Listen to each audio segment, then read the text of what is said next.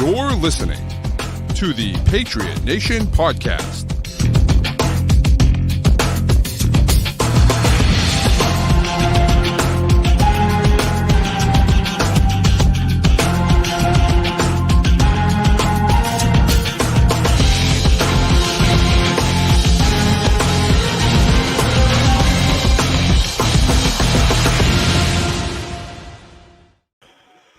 All right, welcome into another edition of the Patriot Nation podcast, brought to you by FanDuel. Go to FanDuel.com/Boston to sign up today. Of course, it is CLNS is official sports wagering partner. It's your boy Pat, as always, with my guy Matt, who you can hear him in New York City. The cops are flying around out there. So you want to know what's going on up here, Pat? I got the notification about it earlier. There's some movie set or TV set or something that's a couple blocks down from me, and they had an explosion tonight, like a pre-planned one. That's so cool. It was loud earlier. I forgot to warn my girlfriend, and she was like, "Hey, what was that? Did you hear that?" I was like, "Oh yeah, that was an explosion, but it was intentional." I'm a fan of that. I like that. So, yeah, hopefully the sirens are not related to that. Let's hope not. Yes, let's hope that would be bad. So here we are, last week of the season. Man, it's been a long year. It's been a long year. A lot of questions about Bill Belichick that we're not going to really answer any of those questions tonight. I just and we'll talk about it a little bit, but we've done a whole song and dance for 3-4 months now. He's done it for too long, and it just we're getting cyclical at this point. And you hear all the guys, and by the way, there was a lot of poo-pooing of Phil Perry on Twitter this week, and I'm like, what? Shut your mouth about Phil Perry. Like, the mayor. No, he's fantastic, and I don't care what anyone else says. Some other people that we're talking on CBS Sports Boston, maybe not, but nevertheless, here's the thing. No one knows anything. Nobody knows, right? Like, maybe he's done, maybe he's not, maybe the Crafts are done with him, maybe they're not, maybe he wants to come back, maybe he wants to go somewhere. No one knows, right? And Bill's certainly not going to tell anyone, right? I love what he said, like, I'm not going to announce anything. If I announce anything, I'll announce it on Twitter or MySpace or whatever. It's just My face is his favorite. I love it. It's just so good. But that's his attitude. That's the way he's always been. That's the way he's always going to be. He's never going to tell you what he's doing, right? And him and Robert and when I assume Jonathan will sit down and they'll talk about it and they'll come to a decision. And I know it's one of those hard things, man, because you don't want to see you get to this point where you have to actually pull the trigger and you get a little gun shy. People have been talking about all year. We want Belichick gone. He's got to go. And now all of a sudden you see it turning a little bit. Wait a second. It looks pretty good. It's hard to pull that plug, right? It's really hard. I don't know if Robert Kraft will do it eventually. I wouldn't be surprised if he did, but I wouldn't be. The only thing that would surprise me is if Bill Belichick came back and still has 100% full control over the GM duties. That would surprise me. Outside of that, nothing else would surprise me. And it's, I think there's good arguments for a lot of things here too.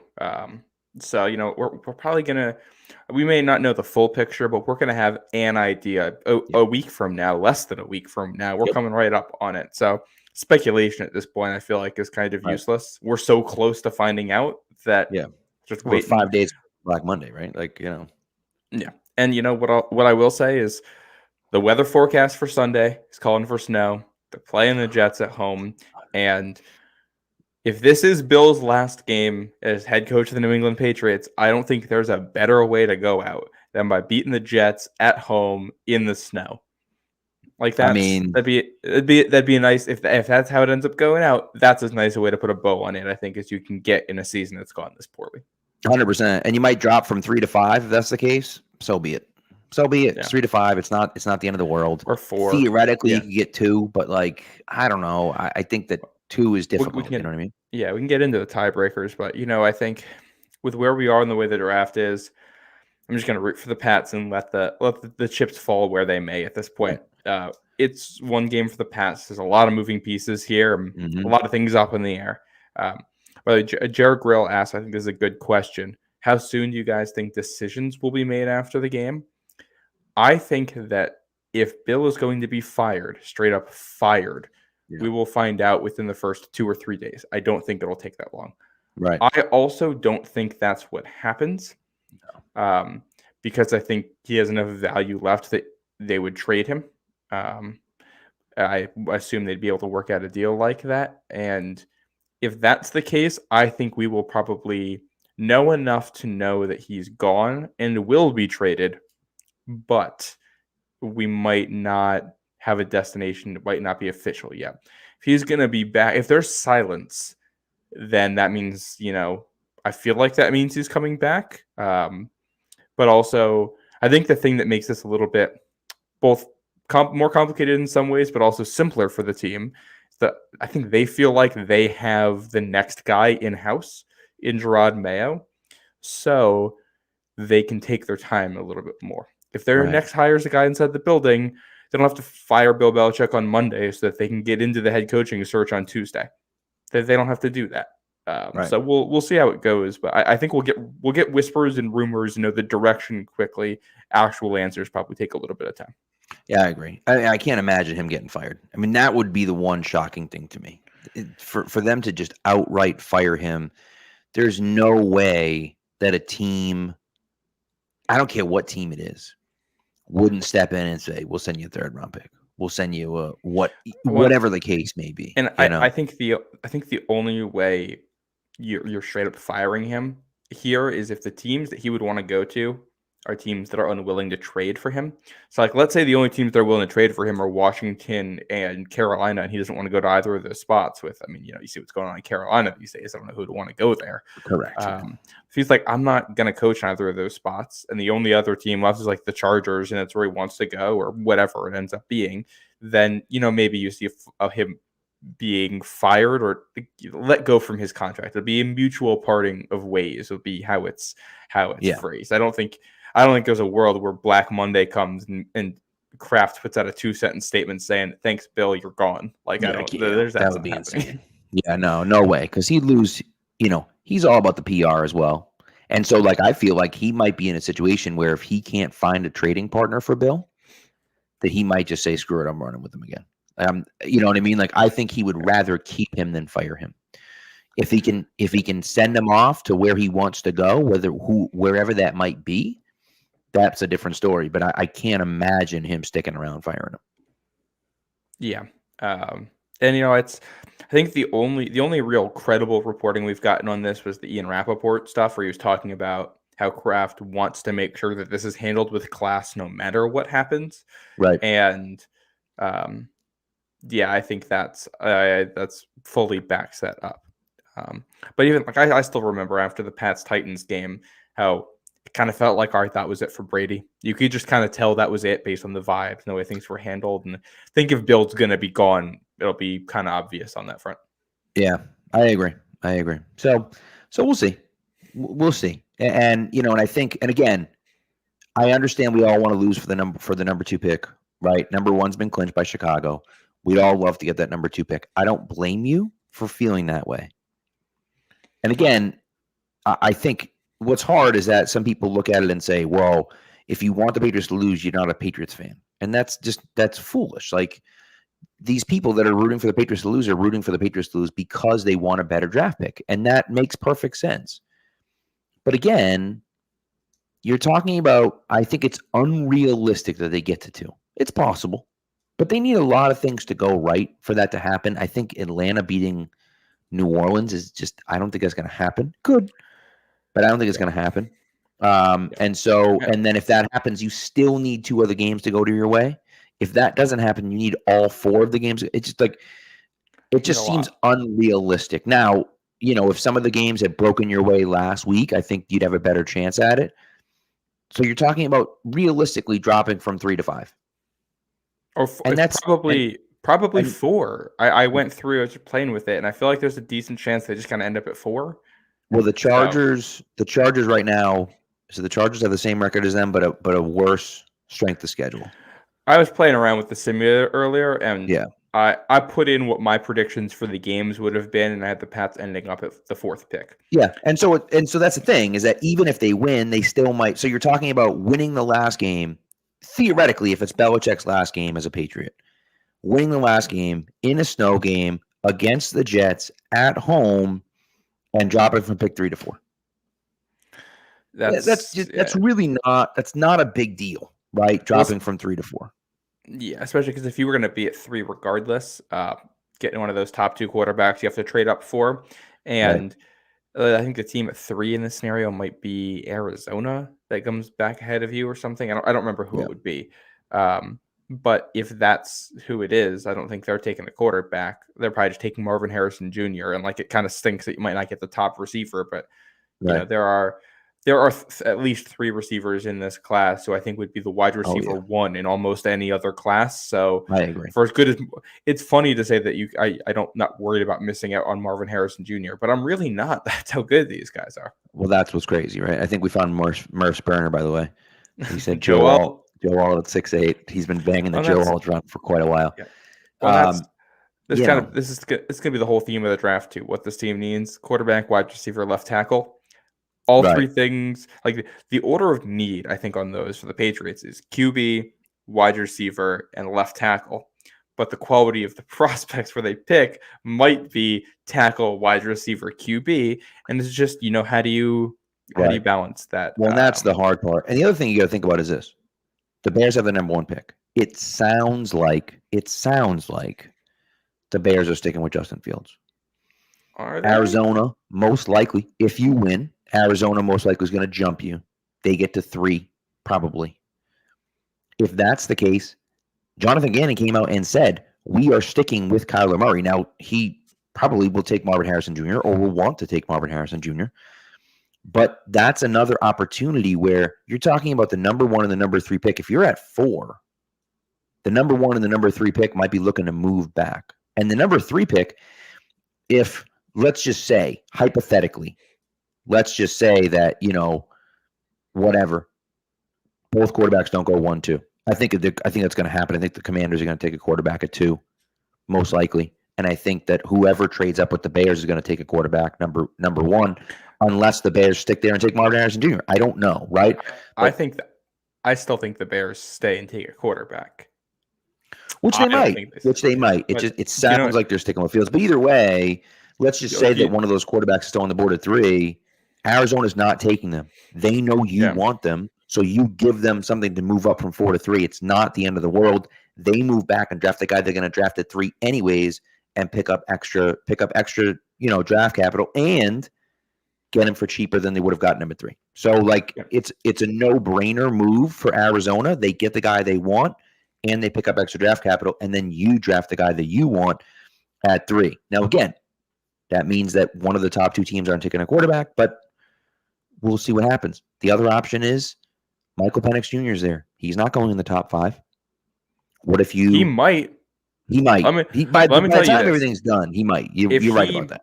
Because this is the thing. The issue there's 2 issues with Penix. It's what he does against certain defenses and what his medicals are going to be. And if his medicals check out at the combine and there's no issues there, and he does to Michigan next Monday what he just did to Texas.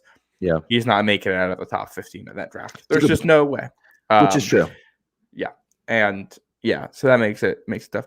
The other thing here, I saw a Green Bay or a Chicago guy talking about this, but the whole Fields thing. The Bears play the Packers this week. The Packers need to win to get into the playoffs. Yep. And the Packers have an awful defense, and if Justin Fields goes in there and tears that defense apart, which isn't that crazy because it's an awful defense, Bryce Young tore it apart. And knocks the Packers out of the playoffs, emotionally, it might be hard for them to move on. And if there's a world here where the Patriots are at 4, but the Bears stick with Fields, and the Cardinals are ahead of them, and they stick with Kyler Murray, and they might just stick there and take somebody and not trade back, then you're just worried about who the Commanders take. And if you're worried about who they take, you can jump up to 1 and try to jump them for something. It'll be expensive, obviously, but if you like one of the top 2 guys enough, and let me I know I've been a May hater on here for a while now, and I've finally come around on him. I've watched a lot of his tape recently while figuring this out, and taking some of the context into account too. The UNC coaches are not any good, and that's one of the reasons I think you saw some of the issues that he dealt with. But he's he does all the things Caleb Williams does when it comes to like creativity, but he's a bigger body and he turns the ball over less. He's got some issues. Like, he's not perfect or anything. He's not like the generational prospect, but he's a guy who really could go number one in this draft if that's the way you want to go. Right. I also, I don't know, man. I really think for me that when you look at what the Patriots have, when they're at 5, and I'm curious about these quarterbacks. I mean, listen, everyone goes nuts about quarterbacks, but how far is Jaden Daniels going to go up? Or how far is Jaden Daniels going to fall, right? I know Lamar's in the league now, right? But like, are people going to buy into Jaden Daniels? Are people going to buy into Michael Penix? Are people going to buy into even Drake May, right? Are you going to look at the uniform and think, man, they played against some bad defenses, and yeah, he's got a good arm and he's good under pressure and he makes good throws, but like, can really trust him to be the guy, right? Even Caleb Williams, who has the, character concerns about, well, he cares too much and he's crying, he paints his nails. It's like, shut up, but whatever, right? Let's just say that like something crazy happens and some of those guys drop and you move back in the first round. You could still move back to 9 and draft one of those guys. You just need one of them to drop. You don't need all of them to drop. You just need one of those guys to drop. And if you're sold on a guy like Jaden Daniels and the guys in front of you aren't taking him, you drop to 9, pick up some extra draft capital, and draft him at 9. I don't know if that's going to happen, but I just think it's one of those interesting things. We just don't know how it's going to play out. I do know the only team recently, like the last decade, this is actually just a little bit over a decade now, that has traded back in the first round and taken a quarterback was the Bills in 2013 with EJ Manuel. Yeah, not ideal. Didn't work out. And they traded back quite a bit and still picked him up. Yeah. So I think these QBs are going to be in high demand. I think if you're the Patriots and you like a quarterback enough to think they're a franchise guy, you don't overcomplicate it. If they're there when you're on the board, you take them. And if you think they're going to go before you're on the board, you explore trading up and see what you can do. Right. And see. Yeah, I mean, I also think too, what was it? 2021 was the first time that 4 quarterbacks have been taken. Was it 4? 5 quarterbacks got taken in the first 15, right? And 4 got taken in the top 10 because Fields was 10. Three in the top 3. The first 3 picks were quarterback. That's usually pretty rare. So I'm curious to see how this quarterback class gets evaluated too, because I think outside of May and Williams, there's a lot of eye of the beholder stuff. Mm-hmm. Jaden Daniels, we saw what he did this season. There are real question marks there. His production was awesome. I think there are injury concerns there. He doesn't protect his body. There's concerns about how he's going to do with the worst supporting cast. Michael Penix, obviously the injury concerns. And let's see how he looks in his next game. Right. JJ McCarthy, while we're talking about the next game in the college football playoffs, I thought played very well against Alabama, is still very much a project type quarterback who you probably want to sit for a year before he's going to be starting for you. Yeah. Is somebody going to take a chance on that in round 1, or is that going to drop until round 2?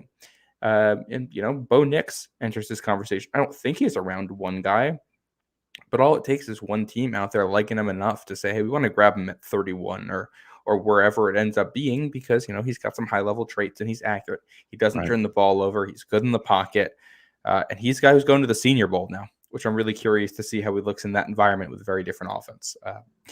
That could be telling, and I think we probably end up seeing 4 quarterbacks taken in the first round, but which 4 and the actual order of them, I have no idea. Well, that's the thing, and look, things change so dramatically, which is why it's funny looking back at some of the mock drafts that you had. I think it was either my first or second mock draft of the offseason. Might have been my second mock draft of the offseason. I had the Patriots taking Darnell Wright at like 45, right? And he goes number 9 overall because, at that point, he hadn't shot up the draft boards, right? And then he goes to the combine and everyone's looking at him like, oh my God, this guy's a beast. And he gets taken number 9 by the Bears, right? And has played pretty well his rookie year. So, you just never know how things are going to play out. And especially now when you're going through the rankings, it's just like, we don't know. We haven't seen them. Then some guy goes to the combine and doesn't run well and his stock drops. Or runs well and his stock goes up. It's just, you don't know what's going to happen.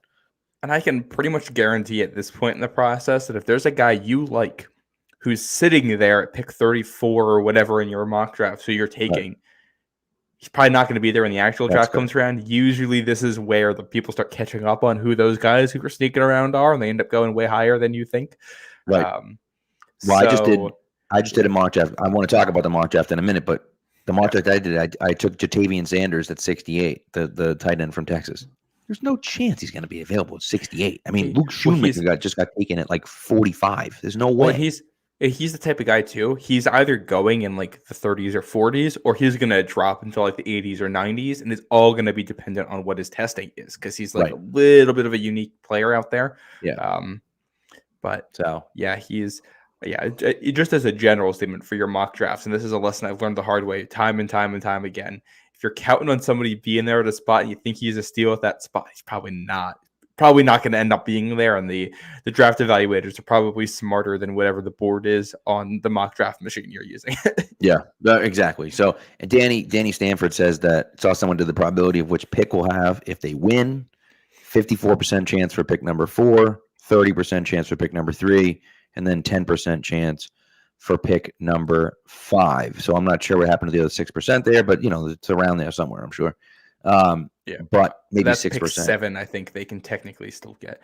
We're rooting for we're rooting for the NFC East home teams this weekend too, because a Washington win helps you out a ton, of course, when it comes to this, and also an Eagles win will not an Eagles win, the Giants win will push them back and over the Eagles, and mean that they can't beat us in a tiebreaker, which that Eagles team does not look great on the field or off the field right now, and they sure don't. But but wait till we get to prop bets, and I got something for you on that one. Should we go through the actual tiebreakers that the Patriots need with the Commanders to do the rooting interests? We can't. Yeah. Let's do that, because it is kind of convoluted a little bit, but just so everyone knows. Yeah. Week 18. So, you want to go through it? So basically the big game is Falcons Saints, because the Patriots played the Saints and the Commanders played the Falcons. Right. So it counts in both directions for strength of the schedule. So if the Falcons win, that helps out the Patriots. Then you're 2 wins in the correct direction. There are 4 remaining games of interest: Pittsburgh, Baltimore, Houston, Indianapolis, Chicago, Green Bay, Denver, Las Vegas. Patriots would want Baltimore, Houston, Chicago, and Denver in those games. If Atlanta wins, the Patriots would need just 2 of those to go in their favor to win a tiebreaker over Washington. If the Saints win, Patriots need all 4 of those games to go in their favor to win that tiebreaker.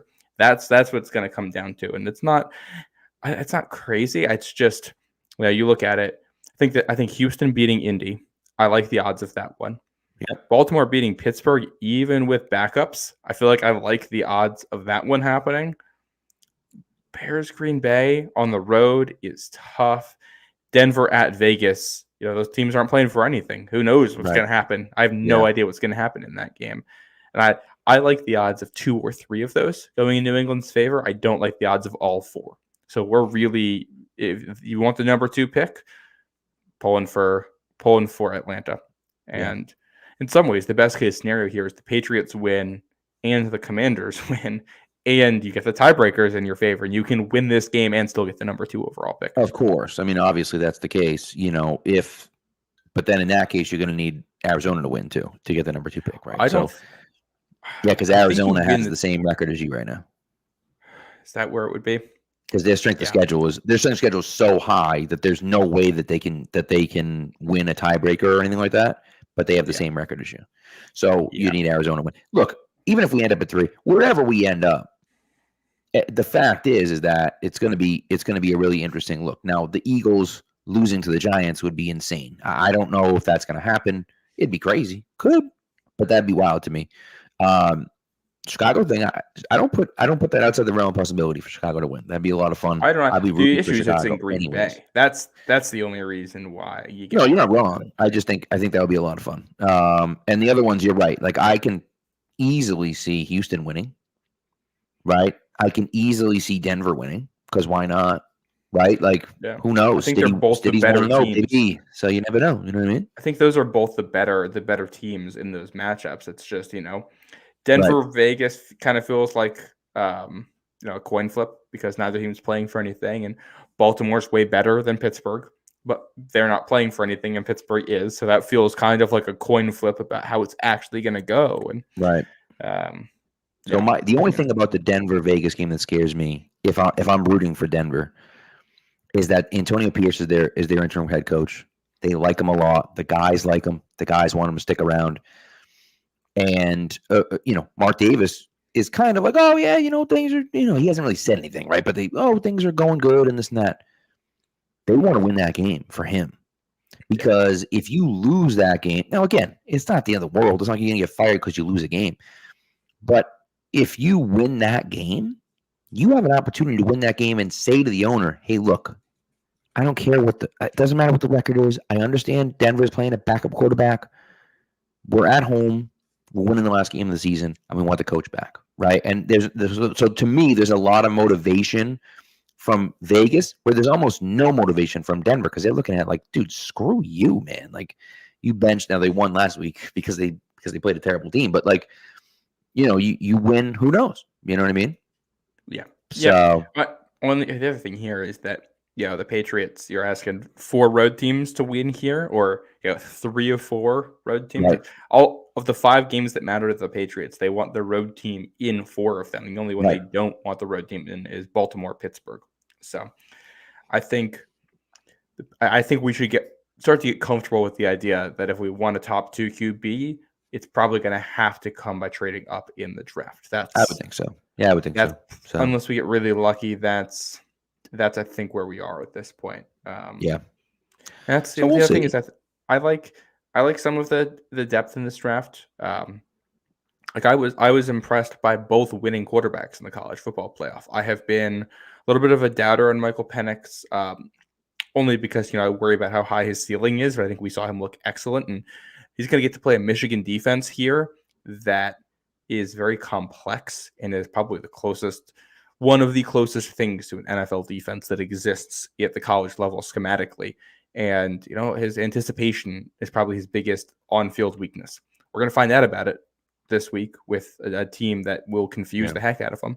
And J.J. McCarthy is a guy who I think is very young and raw still, and he made mistakes, but overall did pretty well against Alabama, and it's going to be another big stage for him. And he's a guy, you're betting on traits there. It's a small sample size for him. He doesn't get asked to do a lot in that offense, but he's a highly recruited guy. He's got a fantastic attitude. He's very bought in and incredibly coachable. That's one of the things I've always noticed about him is he's very humble guy, very willing to do whatever he's asked to do on the football field. And we'll see what the scheme ends up being, but he might get asked to throw against Washington's defense on Monday night, and we're going to get to find out more about how he looks. So, we'll start to get a better idea. But if those are 2 options here on the table for the Patriots, I think I could be okay with either one of them, situation dependent. Agreed. I like it. All right, we're going to get to a break, but before we do, we're going to be doing a lot of draft talk. We're going to be doing a lot of mock draft talk. For those of you that don't know me and aren't familiar with my game, I pick one prospect every year, and I declare them as my guy before the season. Now that I've done this 2 years in a row, I almost did it the year before, and I didn't quite do it. But Nick Bolton was my guy 3 years ago, who's an all-pro linebacker for the Chiefs now. Freaking love Nick Bolton so much from Missouri. He was so good. My guy 2 years ago was Marcus Jones, guy you may have heard of. Possibly you might have heard of that guy. I actually watched his punt return earlier today. Oh, God, it's so good. Oh, man, he was incredible. So Marcus is my guy last year. My guy this year, or 2023, was Emmanuel Forbes, who I assumed was getting taken in the middle of the second round. He went 16 overall to Washington. He's had an up and down rookie year. He struggled a little bit. Hasn't been as great, but like the coach over there is terrible. So like we'll see what happens when he gets an actual guy. And I do love short kings. It is true, Ryan. So I'm not announcing anything just yet, but I will tell you right now, a guy on my radar that I'm like focusing in on. I haven't looked at enough guys to officially make him my guy yet, but I'll tell you what, man, it's going to be really difficult for someone to come in and overtake this guy. Mm-hmm. And the mock draft I did on PFN the other day, I got him at 143. There is a 0% chance that this guy's going 143. But I'll just tell you right now, the guy that might end up being my guy is a wide receiver from the University of Arizona, Jacob Cowing. This dude, man. So his highlights, I haven't gotten into the tape yet, but he's got some stuff on tape that makes you really pause and say, who is this guy?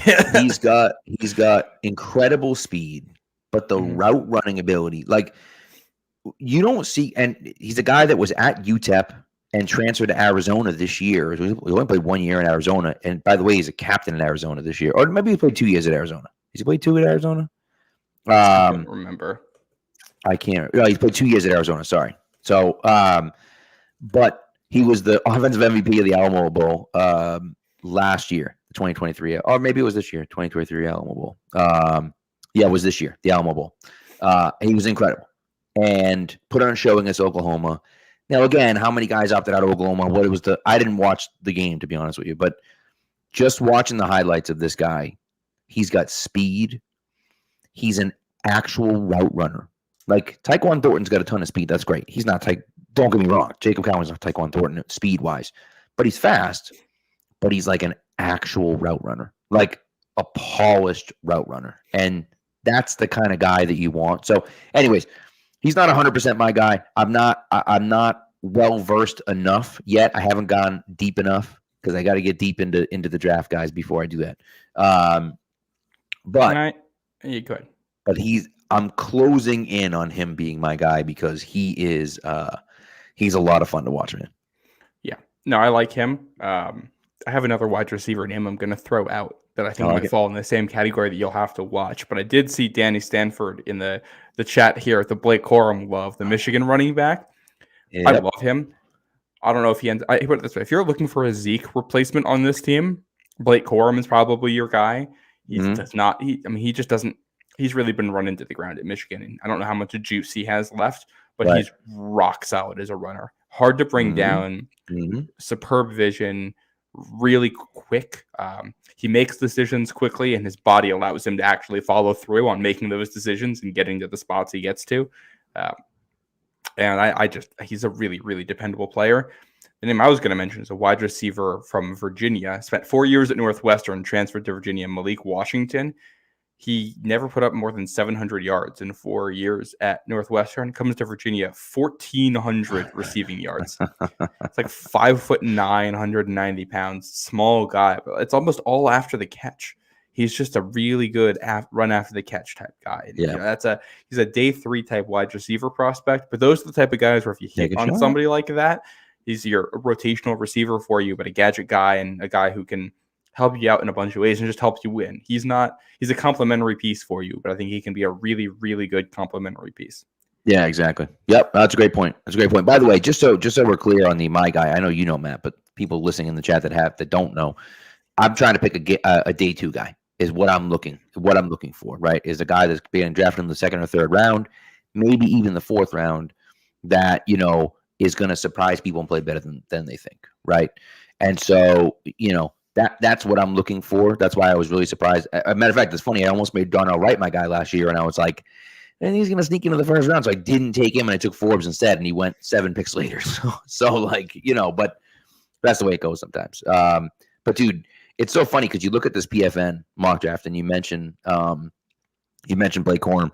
The mock draft I did, I made a few trades just like here and there. Drake May, Ladd McConkey, Jatavian Sanders. Jatavian Sanders, Blake Corum, Jordan Birch, Jacob Cowing, Christian Mahogany, and Tyler Davis from Clemson. If that happened, Patriots are in the playoffs next year. I'm like, dude, what the hell? And of course, it's never going to play out like that. Those guys aren't going to be available.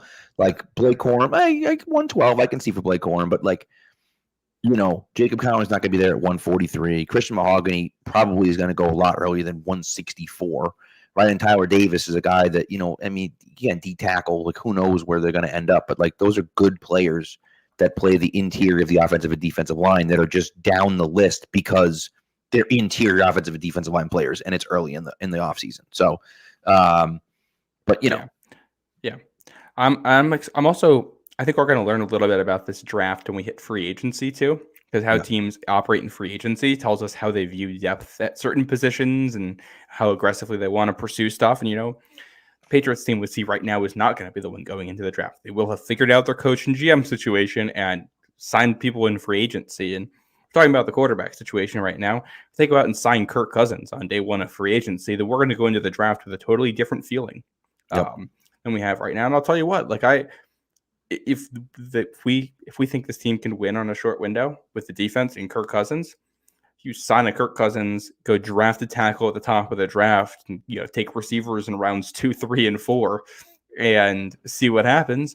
Right. Or see if you can throw around money to get a Mike Evans or whatever in there. We'll see how much money they actually have when it's all said and done, but I can see that working out. Yeah. So we'll see what happens. That's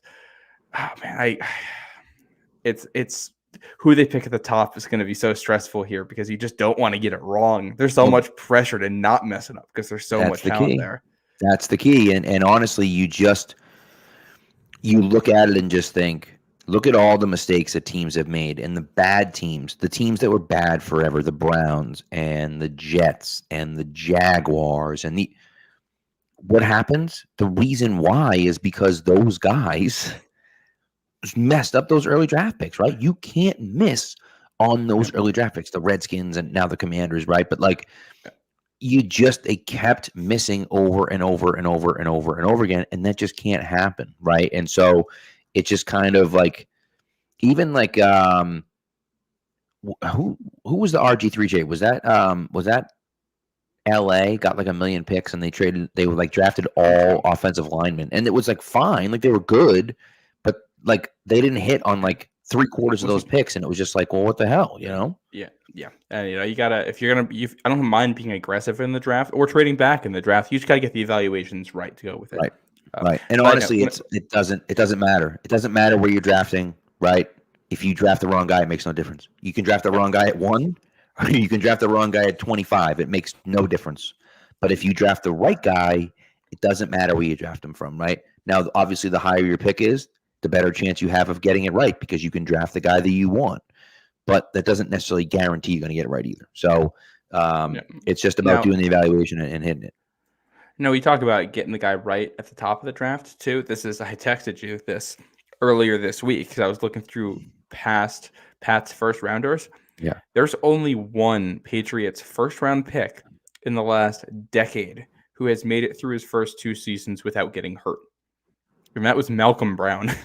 It's crazy. Everybody else in there has mistimed injury. And it's funny, the guy with the healthiest of the injured players in that span was Sony Michel. He only missed a couple games in his first 2 years. It was just what happened after that and the way he deteriorated that was the issue. But Christian Gonzalez on injured reserve. You got Mac Jones getting hurt the way he did last year. Isaiah Wynn, N'Keal Harry, Cole Strange this year missing time. It's been kind of an issue for them, and there's a certain amount of bad luck there. But it's you can't develop players if they aren't on the field and they aren't able to get out there because they're hurt. That sets you back. Right. And usually, guys who end up on injured reserve at some point in their first 2 years have a hard time panning out because it's hard to make up for the lost time and hard to make up for the missed opportunities along the way. So that's another factor here. Is let's get draft picks who stay on the field and stay healthy. That's 100%. Right. 100%. Yeah. Well, and Old Man Mob says it right here too that last year's draft could be up there with the best Patriots draft classes. Now, it's early. Christian Gonzalez played 3 games, but from what we saw of him, he looks like a stud. If he turns out to be a stud, then that's a huge draft pick. Keon White has started to really round into shape. He's looking really good. If he plays really well, there's another guy. Marte Mapu has looked pretty good. He needs some more development, right? We knew he was a developmental piece anyways. If they can continue to develop him and turn him into a good player, now you get a third guy. Demario Douglas already looks like a good player, right? Like Bryce Behringer, I know was a punter, but he looks like a pretty damn good punter. Like, and so, you have all of these picks that you're hitting. And by the way, City Stones look pretty damn good at right guard, right? So, you know what I mean? So now you're looking at it and thinking that, okay, there's enough guys there that we can build on this for next year. But in order to become a good team, you can't go out and buy talent. You have to be able to draft talent. And so if you can continue to develop these guys and they can continue to get better, that's huge for you. And then you see things like Penny Jennings all of a sudden is playing great. He looks fantastic out there. And he was a guy that couldn't see the field for the first 3.5 years he was here. Well, and that's one of the other things. I didn't do a deep dive into the guys after day one for the Patriots, but how many day two guys have they had in there who got hurt and that really helped hurt them? Anthony Jennings was one. Christian Barmore. How would we feel if he was having this breakout last year instead of dealing with injuries the entire season? They probably make it to the playoffs if that's the case with the way that happened. Cole Strange finally starting to break out this year and playing the best football he has in his career before getting injured and going on IR. That's tough. And he's played through injury the entire season anyway. That was a day one guy, but still feels like a day two guy. And then this has been kind of a theme, Tyquan Thornton, day two guy in that very draft who has spent so much time on injured reserve. The other guy from this year's draft, by the way, is Jake Andrews, who finally got on the field and looked good. He looked better than Antonio Mafi has. So I kind of hope we see him get the start on Sunday and get a long look at how he looks out there, because if you can go into next year with City fixing your right tackle situation, because on Wednesday you can be at right tackle, and you have your whole right side of the line figured out, and maybe David Andrews comes back. I feel like we haven't heard much about him possibly retiring at this point. I thought we would have heard noise. Matthew Slater's talking about him retiring. Matthew Slater, it seems like this is it for Slater, and he talks about that. David Andrews hasn't mentioned that. Now, he still might walk away, but he hasn't said he's going to. Yeah. And then left guard, you're penciling Cole Strange, and if you get development at all from Antonio Mafi, even if he becomes a backup level player, and Jake Andrews, is able to actually look good, and that wasn't just a 10 snap, him looking decent out there. That's 4 spots on the line where I think you feel comfortable.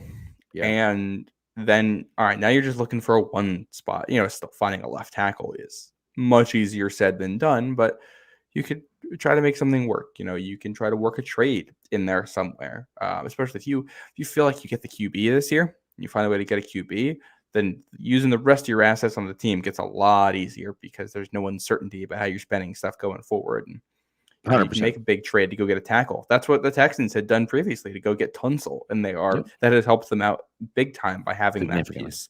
Yeah. I agree. And go ahead. No, I was just saying, by the way, Ashton and Old Man Ma both said that they would prefer to sign Penny Jennings over Uche. I agree 100%. 100%. Yeah.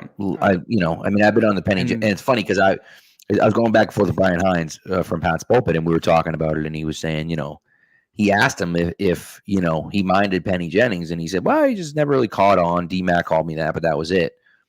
I was banging that drum when he got drafted, but he never played, so no one was paying attention to who he was. And so I said to him, I'm like, when he gets re-signed, man, I'm all in on the Penny Jennings. We're going to try to turn that thing around.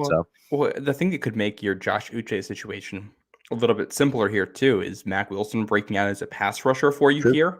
And that just, makes life easier because we know the Patriots, and obviously we love our big edge rushers, but they've always preferred to go a little bit cheaper in the front 7 and instead to scheme up your pressures.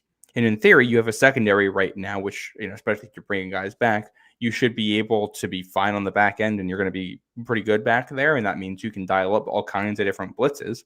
Mac Wilson is a super valuable piece of that because he's versatile, and Matt Judon will be part of that. And I think Keon White, Christian Barmore are all parts of that. And you can let a guy like Josh Uche go, and it won't hurt you as much as it might hurt other teams. Agreed. Also, Paul and Boy Green's my guy. I'm actually going to be on a show this weekend, but he said, admitted, Pat, the Patriots are shaking in their boots with Trevor Siemian and the Jets coming in. And I'll tell you, I don't know. If I'm the Patriots, I might worry about Trevor Simeon more than I worried about Zach Wilson. I mean, I don't know. So, Well, not but the Zach Wilson that played the Patriots this year was one so afraid of the Patriots defense that yeah, he refused to throw an interception. So, like he just wouldn't take any risks with the ball, which was nice, but it also meant, you're not going to force turnovers, and the Patriots offense actually had to, move the ball. Simeon might give us some balls here. And we'll see. It's made the Patriots defense, but it ranks 29th in turnover percentage this year. Good. What's crazy because they've played. What's insane to me is that even though they're 29th in turnover percentage, they've played so damn well. And I think what it comes down to is that they don't have the high level playmakers. Like they have a lot of good players, but they don't have the high level playmakers that they need to get turnovers, right? If Christian Gonzalez were here still, I think it would be higher. If Matthew Judon were here still, I think it would be higher. Like it's just that you like to force turnovers, a lot of times you need those high level players, or you need a guy like Jack Jones who's just going to take chances and say, F it, I'm going to go, break on this out route. And they don't have a lot of those guys. They have guys that are tacticians, that play well, that play hard, that do the right thing, but like they're not explosive players necessarily. And that makes for a good defense, but one that doesn't force a lot of turnovers. Yep. And they haven't gotten a ton of fumble luck this year. They're not getting strip sacks as part of this. And they're not getting a lot of deflections either. They're not tipping balls at the line, which is an area where I think you'd want to see them improve. Although I will say somebody, and I'm forgetting who it was, had mentioned that cornerback is a sneaky need for this team in the draft. And I agreed, but I will say I think Alex Austin has looked a little bit better than I expected and is interesting enough to bring into camp next year. And Marco Wilson, who they just brought in, I believe he still has time left on his deal. Is another guy they'll bring in next year. And, Jonathan Jones, Christian Gonzalez, Marcus Jones. You might want one more body in there, but I think you can address that in free agency. I don't hate the idea of drafting a corner either. I don't think that's a bad idea. I'm fine with that because I do think they could use some depth there.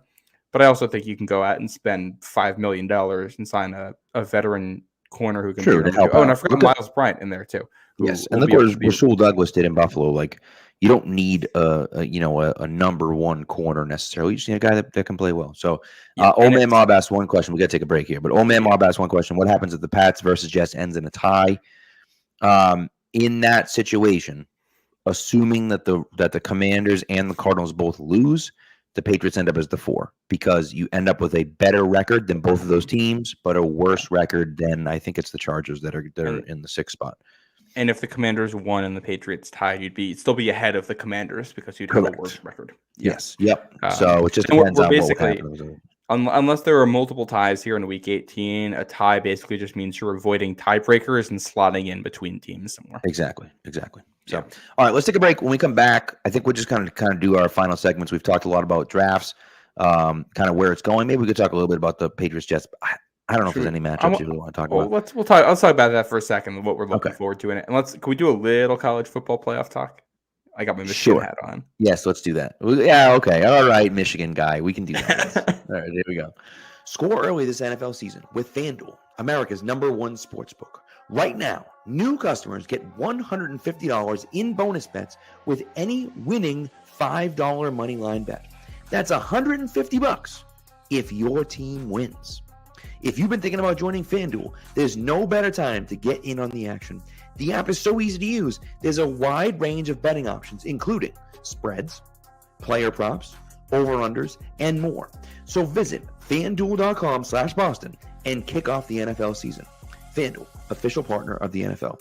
MA 21 plus and present in Mass. Hope is here. First online real money wager only.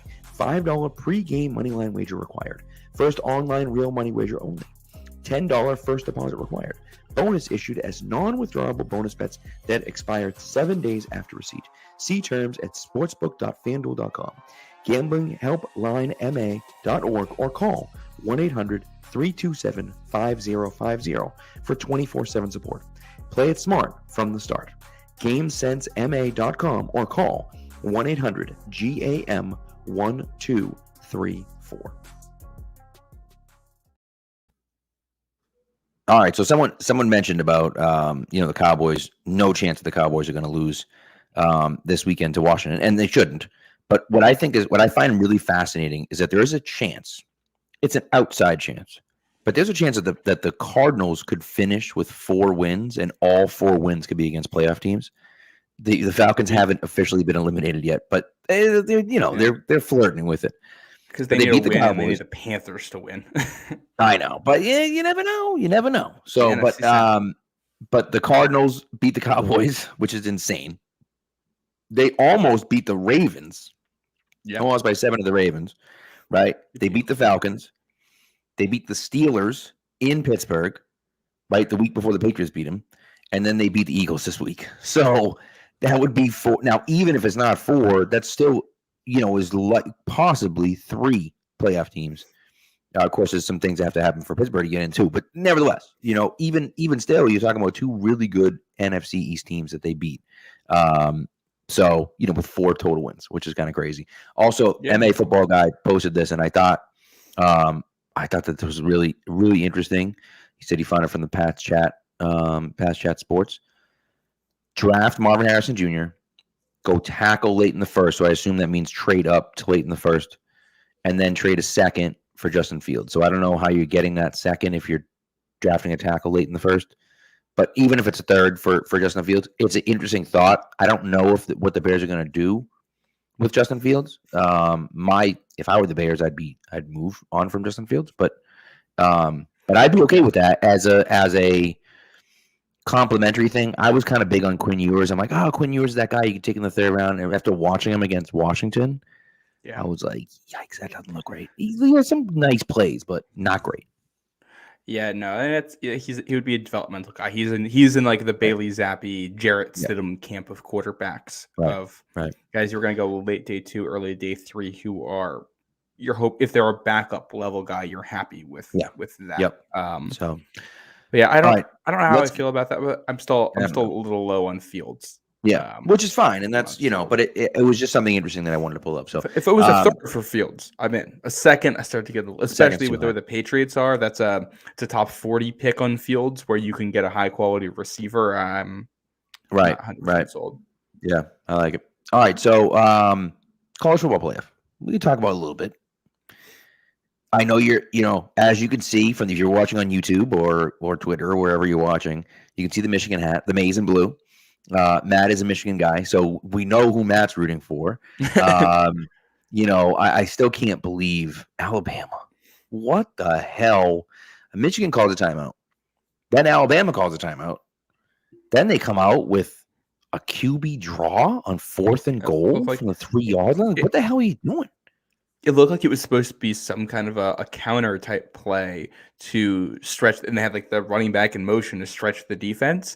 Yeah. And whoever Michigan had, their linebacker, defensive end, or whatever, on the strong side of that, bull rushes J.C. Latham back right into the rushing lane, and there's just gets bull rushed so far back that the Milroe can't cut.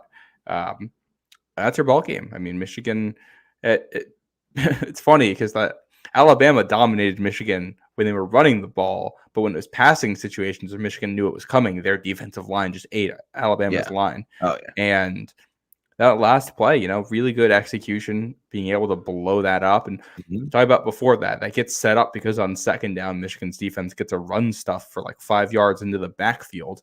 Yeah. And now it's 3rd and goal from the 15. That's a tough situation to be in, regardless. It's just a tough area of the field to work in. I thought Michigan's offense being able to work back from down 7, that last drive from McCarthy and the whole offense was impressive. I thought there were some schematic things in there that the Patriots should take notes on. That 4th down play where they move the back over at the last second and then just have them go out to the side where there's like 4 receivers all on one side and nobody takes them. I think the Patriots should try to utilize that one. I would love to see them break that out. And you get a little lucky with a tipped ball ending up right in the receiver's hands. And, I also thought that last play, that 4th down play, if you watch that play again, he sends the back out in motion as he snaps the ball.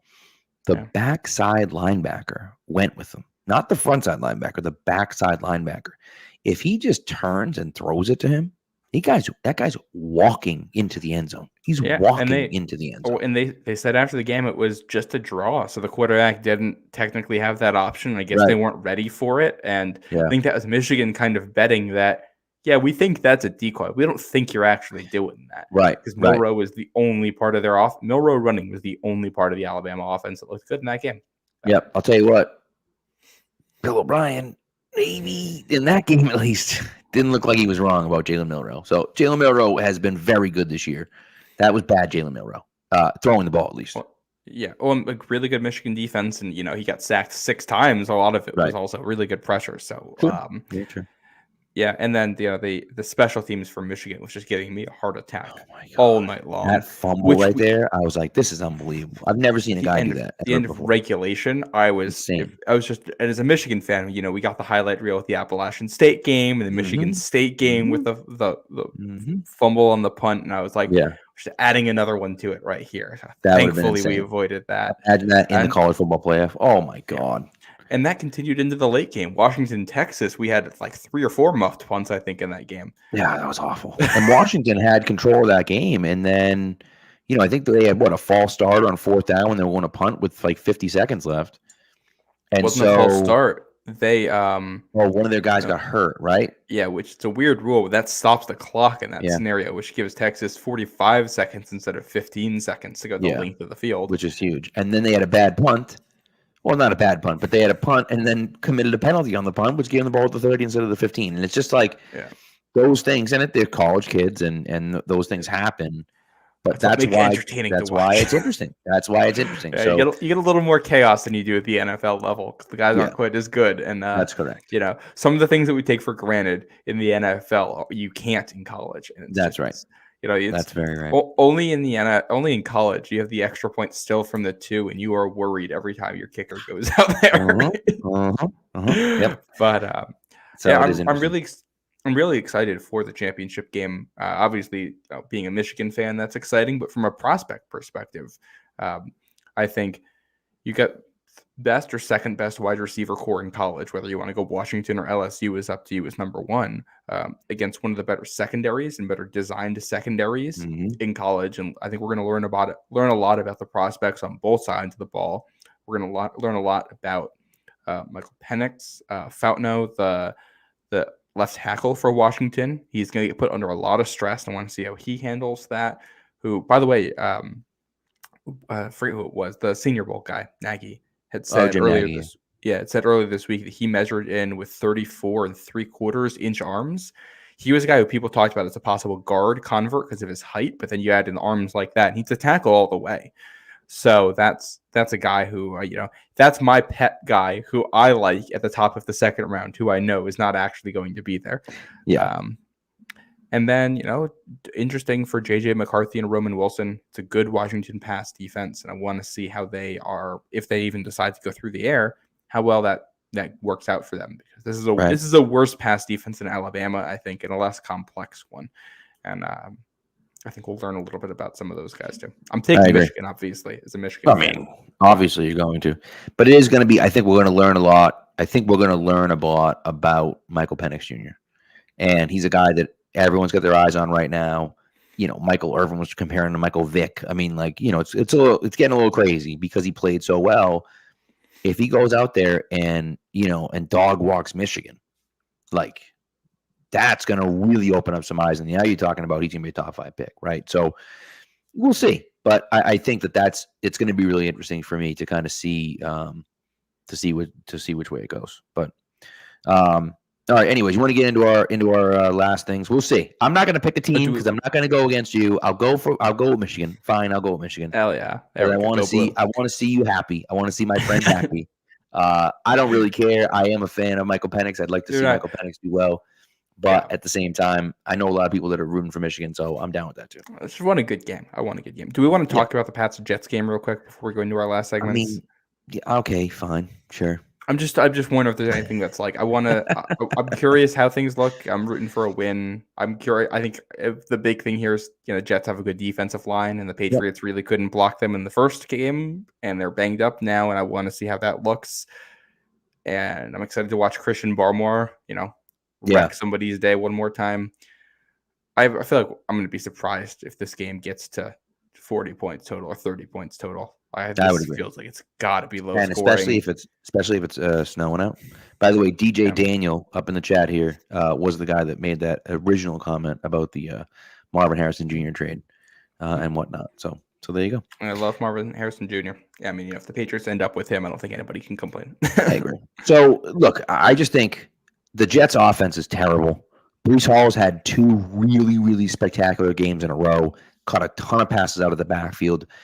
That's really how they've done most of their damage. I mean, Wilson's caught some passes, but he hasn't really been a factor too much in these last 2 games, whereas Breece Hall has been a huge factor out of the backfield. I think he had, 9 or 10 catches in 2 weeks in a row. So they've really, really been leaning on him coming out of the backfield. I wouldn't be surprised to see that again. The Patriots have a really good pass defense, but the question is, how are they against a guy like that, right? Breece Hall is an explosive player. If it's snowing, maybe he's a little bit less explosive. Maybe, he can't make as many quick cuts as he would like to do, but we'll see. I'm interested to kind of see where it goes. But, if you're telling me that the Patriots can't beat Trevor Siemian and the Jets, who Bill hates more than life itself, in what could be Bill Belichick's last game at home, I don't see how that happens. I don't see how that happens. And what's funny about it is that I think if you're Robert Kraft, if the Patriots lose on Sunday, it makes your decision about moving on from him a lot easier, which is crazy to think because it's a meaningless game in Week 18. But he likes nothing more than beating the Jets. And if you can't beat the Jets with their 9th string quarterback, what are we doing? Yeah. What I think, I don't feel confident about the Patriots scoring more than 14 points in this game, but I feel confident that the Jets probably aren't scoring more than 6, unless there's defensive or special teams points involved, because that's just, that offense is so depleted. Patriots defense is so good. They're going to confuse Siemian. I feel good about the Patriots defense getting at least 1 pick in this game or a strip sack somewhere. I think they're going to make life miserable for them. And I think we should just, try to have fun with it. This could be the last game ever that Bill Belichick is our coach. Right. This dude's the greatest, and it's a division rival, and it could be a bittersweet day on Sunday. So let's try to make the most of it and enjoy it. For sure. By the way, Breece Hall, 16 targets and 12 catches for 96 yards on Christmas Eve, and then they play again Thursday night, so they have a little bit of they have the mini bye here. He had 9 catches on 9 targets for 42 yards and a touchdown. So caught a ton of passes out of the backfield. That's against a really good Cleveland defense. Washington, not so good, but a really good Cleveland defense as well. And so I wouldn't be surprised. Yeah, I think so, but we'll see. We'll see what they decide to do. If it's snowing and you get the slick conditions, checking it down to the back and letting them try to break tackles is pretty much always a good idea because harder to cut defensively there. So I think we're going to see a lot of that. So, by the way, somebody's asking about Zach Wilson in the chat. He was ruled out. He didn't clear the concussion protocol or whatever. So so he's Siemian. Who is Tim Boyle's not still on the team? Who is their backup? I don't know at this point. It might be Tim Boyle. I thought they cut him, but I am not sure. So let me pull up their depth chart. I don't even know. Couldn't even tell you. I literally couldn't even tell you. Who cares, I suppose. Well, I'd say who cares, but in the game with Christian Moore, I think the backup quarterback coming in at any point is great point. Very Oh, Brett Rippon. Yes. Scotia. Mark Schofield. Yeah, that's right. Scotia fave. That would be fun to get a little Brett Rippon action. You imagine? Brett Rippon goes in, he's guaranteed he's going to throw a pick six. Guaranteed he's going to throw a pick six if he goes in. So, we'll try to have a fun one in the snow on Sunday. There you go. Love it. Get your hot cocoa ready. All right. Now let's get into our final seconds. By the way, just one quick schedule note for next year. The Patriots, the schedules are set years in advance. Okay. But the 2 games that weren't already set, whereas they're playing the team that finished the same way as them, the same spot as them in the AFC North, and the team that finished in the same spot as them as the NFC North. And then I think there was also the AFC South as well. No, not the South. We play the whole AFC South. and we're locked in for the AFC West being a home game against the Chargers, and we're AFC locked West. in. That's what it was. Yep. Yes. Yep. So and AFC, yes, the AFC North is Cincy because they so the AFC West clinched with the Chargers because they're in last place. The AFC North clinched with Cincy because they're in last place, and then the outcome of Sunday's games will determine whether they're playing in Chicago or in Minnesota. If Chicago loses, it's in Chicago. If Minnesota loses and Chicago wins, it's in Minnesota. So a little reunion with Brian Flores next year could be fun. I'll tell you this much: if we got a rookie quarterback, I don't love the idea about going up against a Brian Flores defense. Sure don't. But we'll see what happens. Getting a last place schedule that could include a Brian Flores defense, Joe Burrow, and Justin Herbert is something. But sure is. Yeah, it's gonna be a tough schedule next year. And the Patriots, they play the whole AFC South. That's the division they get there. And then in the NFC, it's the West. And that includes a trip to San Francisco and a trip to Arizona. They get both of those on the road. And then the AFC South. Well, the AFC South is interesting. So they play Indy at home and they play Houston at home, and then they're in Jacksonville and they're in Tennessee. And I think what's interesting about that, Jacksonville, of course, had a down year this year. Well, started out hot and now is kind of faded. And Indy's a team that, like, they're right on the cusp and they're feisty and they're that.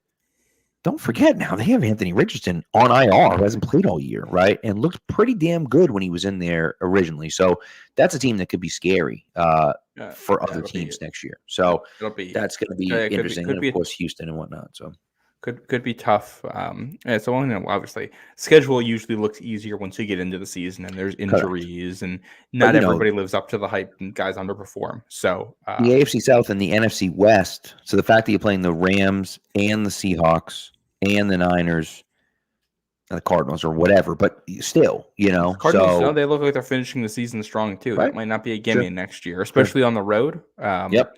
So we'll see how this goes. It'll be an interesting schedule. And we'll talk about that kind of as we get down.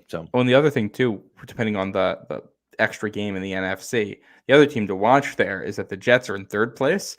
The Jets may end up going to Green Bay. You may have an Aaron Rodgers going back to Green Bay situation, or you might have Aaron Rodgers, I think, at Chicago as part of that, which the Bears fans would be all over that. Oh yeah. That's the other little nugget there to watch for on the schedule. But 16 of the 17 games are set. I like it. That's interesting. All right, so let's get into our prop bets. Our prop bets for this week. Last week, we both went 1-1. I had Stephon Diggs over 68.5 receiving yards. That did not happen. I had Joe Flacco 2+ passing touchdowns. That did happen. You had the Jets under 1.5 TDs, and this is where sometimes betting is so unfair because the Jets offense scored 1 touchdown, but their defense also scored 1 touchdown, and so therefore that one didn't hit. But you did have a JSN anytime TD, which did hit. So after 17 weeks and 34 picks, I am a putrid 11-23. And you are a not much better 14-20. So the house does always win. We need to remember that the house does always win. And there's a reason why there are huge, massive skyscrapers in Vegas. But because of the contest and because of the last week of the season and because I'm only down by 3 and not by 2, we decided to make it a little interesting here. And we're going to do 3 picks instead of 2 picks. That way, if I somehow go 3-0 and you somehow go 0-3, that will be tied, and then we'll do a tiebreaker next week for the wild card playoff. So probably not going to happen. I'm probably going to be running the Patriots conditioning test at some point in the spring, but it could happen. And so let's make it a little fun, We'll leave it, we'll leave it open. So would you like to give yours first, sir?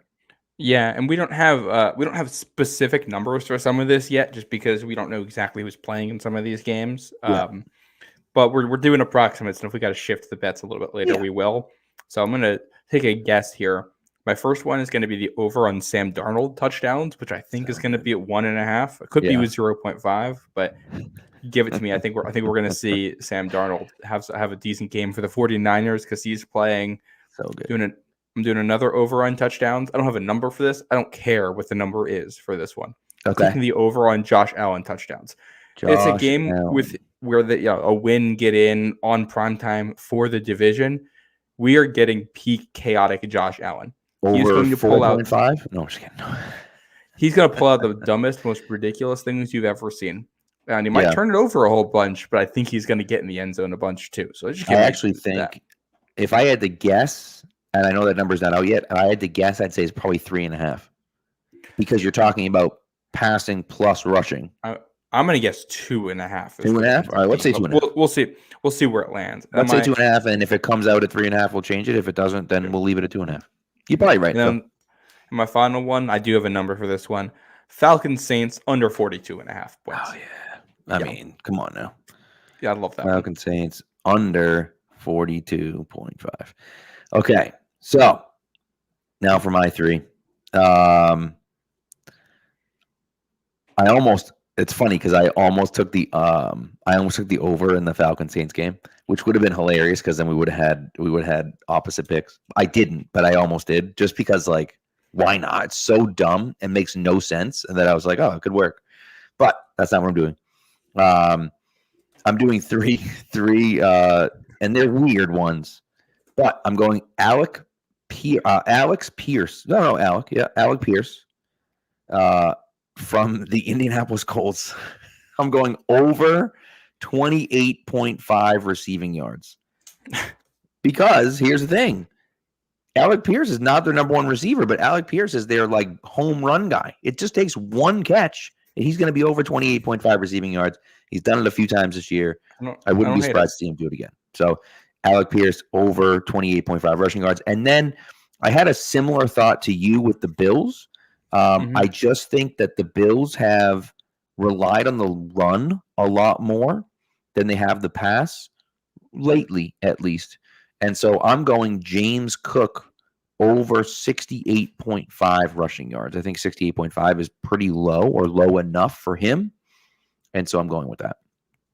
And then my final one, I'm doing an alternate line here. And this is how confident I am about this game. The Eagles are a 5-point favorite. Okay. I am taking the Eagles minus 10.5 against the New York Giants. All righty. Bringing that up 5.5 points.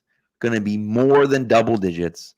And so that's my last prop bet of week 18. So we'll see how it goes. If I somehow pull off 3-0 and you somehow go 0-3, then we'll have a showdown in the playoffs. If not, then I'll just start running now. That's all. I like it. I like it. Oh, that's what we got. That Eagles Giants one is interesting because I almost would go the complete opposite direction and just take the Giants with the current line. But that's exactly why I'm doing it. That's the whole reason I'm doing it, because I'm like, it makes no sense. And I'm like, that line looks so low and the Giants stink. And I think Dayball might be getting fired. And so I'm like, dude, it could happen. And the Eagles now are fighting for their lives to try to win the division somehow, or at least get into the playoffs, not looking like a crap team.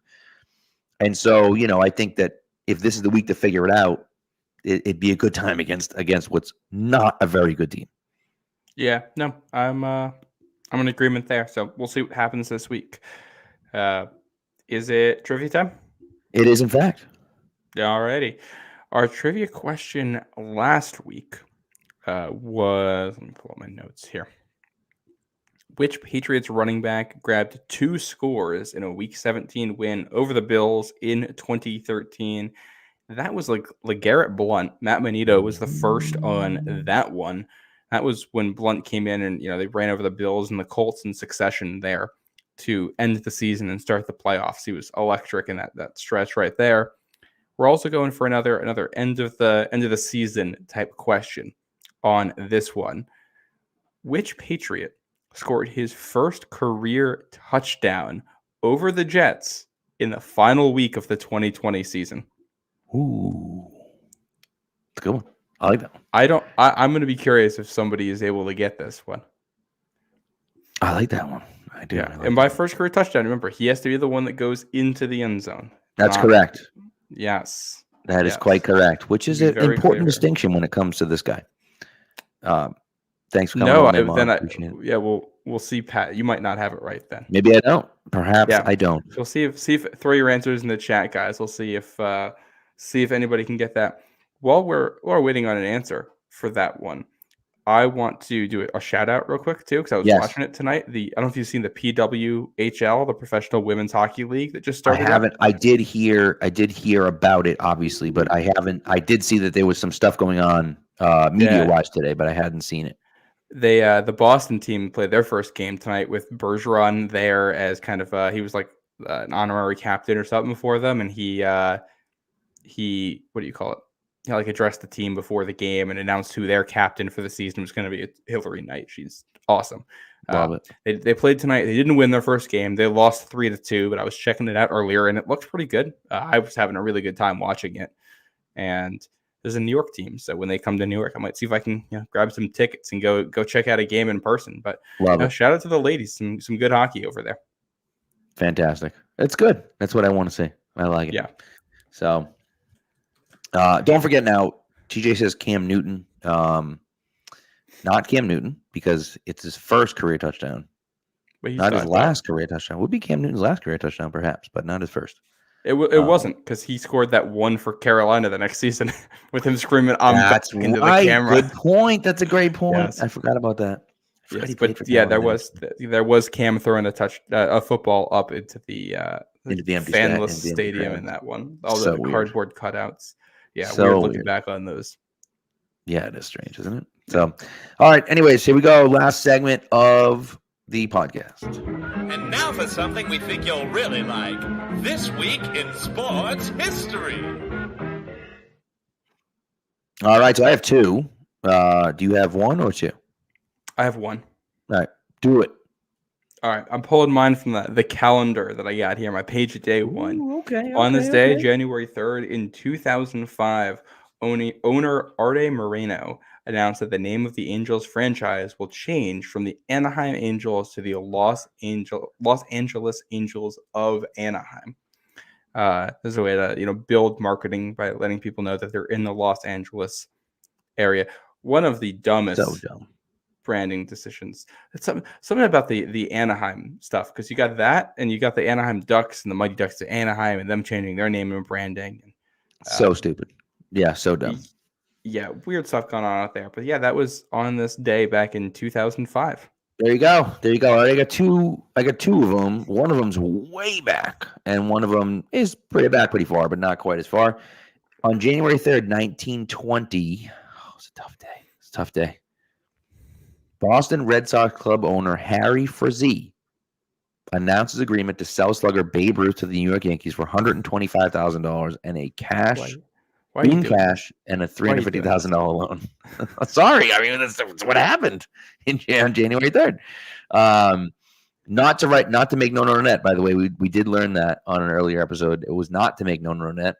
Many people thought that was the case, but that was not the case. Also on January 3rd, 1993, terrible head coach Frank Reich leads the comeback for the Buffalo Bills against the Houston Oilers, down 32 points. They win 41-38 in overtime. The largest playoff deficit ever overcome. Of course, not the best one, of course, but the largest playoff deficit ever overcome. And that's the one where all the fans left the stadium, and then we're trying to get back in to watch the ending. Yep, fantastic. Absolutely fantastic. So what a wild game. I remember I was 9 years old. So I remember, not even 9 years old. I was 8 years old. I remember watching that game at my grandparents' house. And they just throwing touchdown at the time. I'm like, what the heck is going on? It was insane. The game was over. It was over. Yeah, and then they came back and when it was nuts. Wasn't Frank Reich also the quarterback for the biggest comeback in college football history when he was at, I think, Florida State? You might be right. I don't know. That's certainly possible. You might be right. I'm gonna have to Google this to double check, but I think I remember hearing that growing up. So that's really interesting if that's the case. It's too bad that he's such a crappy head coach. But let's see. He was the biggest highlight. Comeback against the Miami Hurricanes, November 10th, 1984, at the Orange Bowl. Really? let's see, do they have? Oh, it was a 31-0 lead. He played for. Let's see. It was against Miami when he There you played go. for Maryland. When he played for Maryland. That's it. It was a Yep. 31-0 halftime lead, and they ended up winning the game 42-40. It was a 42-9 second half.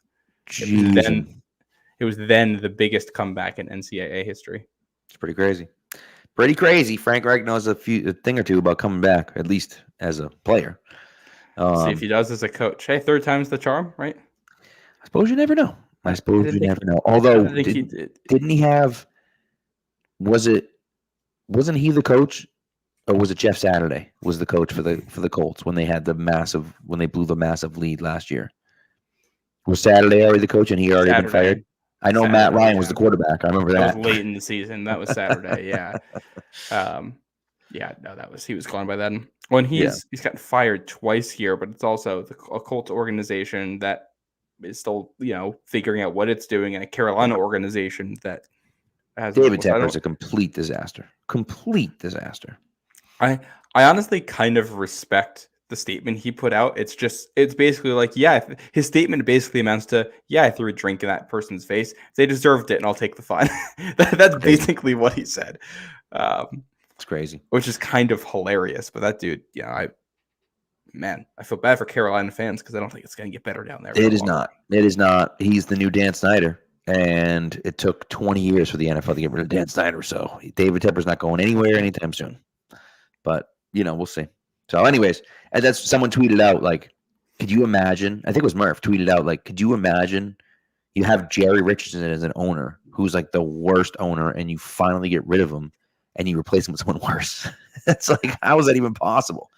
But here they are. It's like meddling and stuff too. And yeah, it's bad. It's bad. Well, allegedly they wanted to draft Stroud, which of course they're going to come out. I mean, Frank Reich's going to come out and say, I wanted to draft Stroud, even if he didn't, because he's not an idiot. Like, he knew that he was going to get fired. So of course he's going to come out and say that because he wants a job next year, right? So who knows if that's true or not? But still, even if that was semi-true, it's like that can't happen. So no, that was that's not a great situation there, and it's kind of remarkable that Carolina's made 2 Super Bowls in the history of that franchise, and they had a really good 96, right? Didn't they start off super hot? Yeah. Well, they made the NFC Championship in 96. Yeah, because they made the NFC Championship, and the Patriots and the Jaguars made the AFC Championship, and they were both 3 years in. And ended up being Patriots-Packers. Yeah. Yep. And then we all know what happened after that. Mm-hmm. So, anyways, but if we got a Patriots-Panthers Super Bowl in 96 and we got the rematch in 03, that would have been crazy. That would have been really cool. Or imagine if we had gotten a Jaguars-Panthers Super Bowl in 96, and it would have been the 2 expansion teams. That would have been nuts, dude.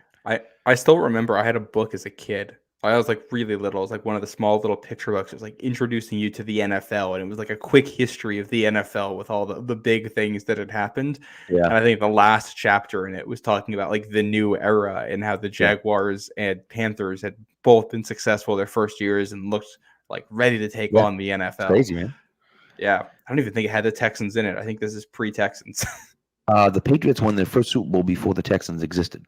Oh, the Texans were 02. I just don't remember if I had this. I think. No, I'm just saying, like, it's crazy. I remember I had like one of these like like replica footballs or whatever that said like 31 teams, 1 champion. And I was like, I remember I found it like 2 years ago, and I was like, wait, 31? And I was like, oh my God, that's right. The Patriots won before the Texans existed. So those weird divisions before too. Let me tell you, the divisional realignment in 02 makes, for the most part, a ton of sense, and they nailed it with that one. Except that the Colts are in the AFC South. That's a weird one. The Colts being in the AFC South is strange. And then there's one other team that I'm like, wait, why is that team in the? I think in theory, the only ones you'd even think about switching around are probably the Ravens, the Colts, and the Dolphins. But they also did it in a way like you probably like cycle the 3 of them.